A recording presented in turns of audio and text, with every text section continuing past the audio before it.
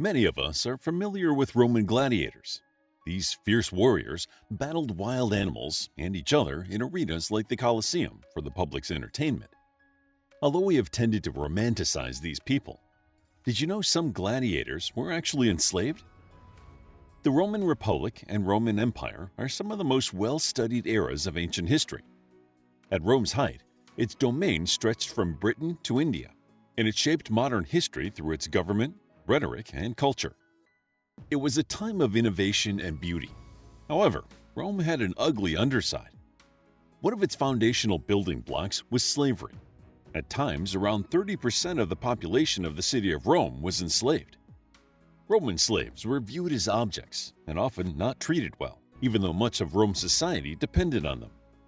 Despite Rome's allure, it's time to look at the people who comprised their lowest social class and examine the horrendous lives they suffered. Who could become an enslaved person in Rome? People could become enslaved in many ways. Still, enslavement was not based on race or ethnicity, although traders did have to give an enslaved person's origin. People of various nationalities kept slaves, so this social class was based more on Roman expansion and one's economic position. One of the more common ways for people to become enslaved was to be captured during warfare. War captives were especially popular during the Roman Republic, as Rome fought for dominance across the Mediterranean. Slave traders followed the armies, buying captives by the thousands during each war. However, war captives became a smaller portion of the enslaved population during the Roman Empire. Of course, there were still a number of people captured in war as the empire expanded and suppressed revolts. Some of these revolts occurred internally, so enslaved people not only came from newly conquered lands, but also came from hotspots of rebellion like Asia Minor. While many people sold into slavery were captured in war, other captives were taken by pirates. While that may seem fantastical to us today, pirates were a serious concern in the Mediterranean, although they were largely under control during the Pax Romana. This period did not stop pirates from kidnapping people, especially travelers, and selling them into slavery, helping feed the Roman slave trade. Not all people who became enslaved were captured by pirates or during wars. Other people became enslaved by selling themselves, sometimes to help pay off debts. The Romans tended to look down upon free people selling themselves into slavery, but it was still part of the Roman slave trade. Especially with debt slavery, both parties would sign a contract, and it was most popular during the Roman Republic. Other enslaved people came from infant abandonment, although experts still debate precisely how many infants would have been taken for this purpose. Scholars believe the most popular form of enslaved people in ancient Rome was the Vernae. They were enslaved people born into a household or family estate. Although they were enslaved from birth, the Vernae appear to have received special treatment, even receiving education alongside the free children in the household. The Romans took better care of the Vernae than enslaved people bought from the market, and they would even be allowed to have their own families on site. There were a variety of ways someone could become enslaved during the Roman period. One of the reasons the Romans kept so many enslaved people was because there was a great variety of jobs they needed to complete. The many different duties an enslaved person may have to do impacted their lives, especially as many of the jobs were horrendous. What were the duties of an enslaved person? Enslaved people were a critical part of Rome, doing much of the work necessary to keep the territories functioning. One place we may first think of enslaved people working is around the house. Some household jobs were cook, hairdresser, wet nurse, physician, and secretary. But the more significant the estate, the more people were required to staff it. Historians believe some large households had hundreds of enslaved people. Although they were considered property, having a large staff bolstered the master's status. They did their work without being seen, unless serving a banquet, where they had to be faultless. Enslaved people who worked in households had a better quality of life than others. However, they still had to worry about the possibility of abuse and dealing with living in basements or odd crannies throughout the house. Those fortunate few who served in the imperial household held more prestige due to their connection with the emperor, which offered more opportunities for influence. Some enslaved people worked in the urban areas as craftspeople or traders. However, historians do not have much information on these workers because they were usually listed as business equipment. There is also little positive writing about their work, so most of the information we still have discusses laziness, negligence, or theft. This information does not give the complete picture, and many of the enslaved people who worked in urban areas have specific training in a craft or trade, such as baking, carpentry, or engraving. Some of them even acted as managers for a business. A few urban enslaved people were not owned by single masters. Instead, they were public slaves who usually worked in temples or other public buildings. They assisted with office work, like accounting and secretary work, and religious work, such as carrying the axe for sacrifices. These people had heightened visibility and could prove their virtue to the public. Some even developed an influence and a reputation. Others were allowed to earn their own money. The public slaves had a higher standard of living than most other enslaved people because they were owned by the public, not a single individual. Although some worked in the cities, many enslaved people worked on farms, assisting with crops and livestock. They were responsible for planting and harvesting, especially in the eastern part of the Roman domain. Even the person who managed the farm workforce was often enslaved himself. Although the enslaved people on the farms worked hard, they had fewer opportunities for improvement than the household or urban workers. Still, farming was not the worst job an enslaved person could be given. One of the worst duties an enslaved person could be assigned was to work in the quarries or mines. The conditions were horrific.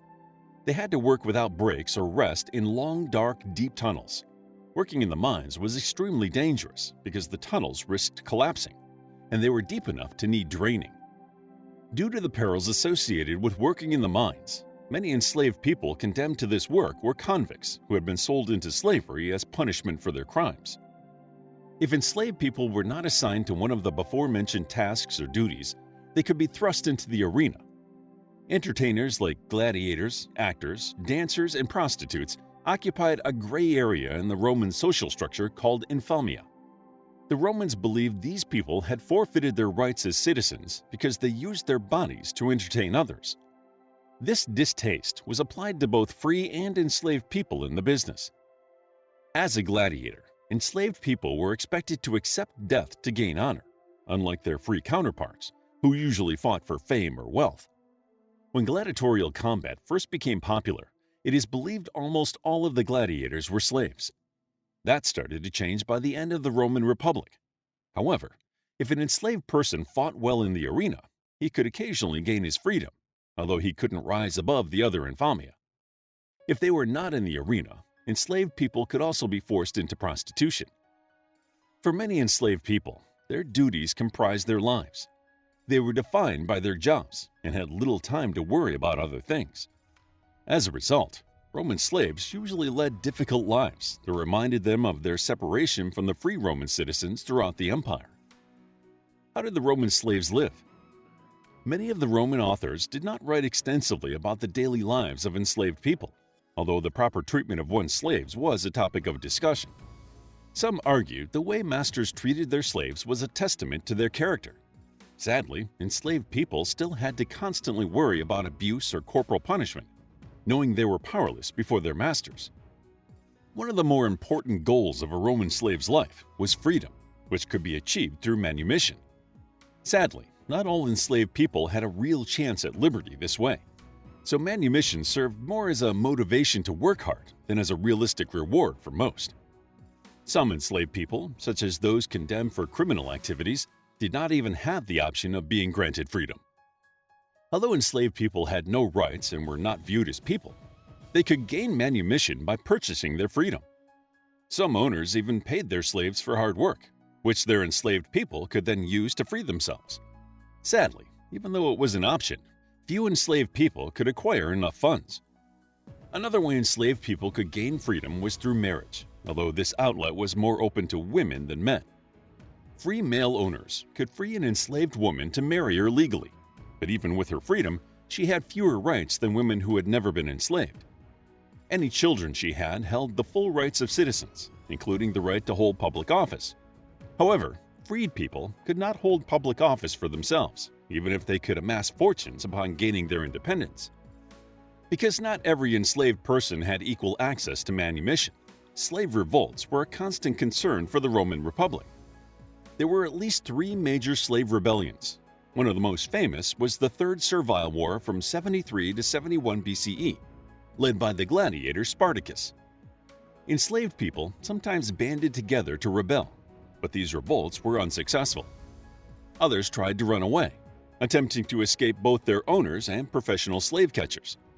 If caught, they were severely punished, sometimes to the point of death.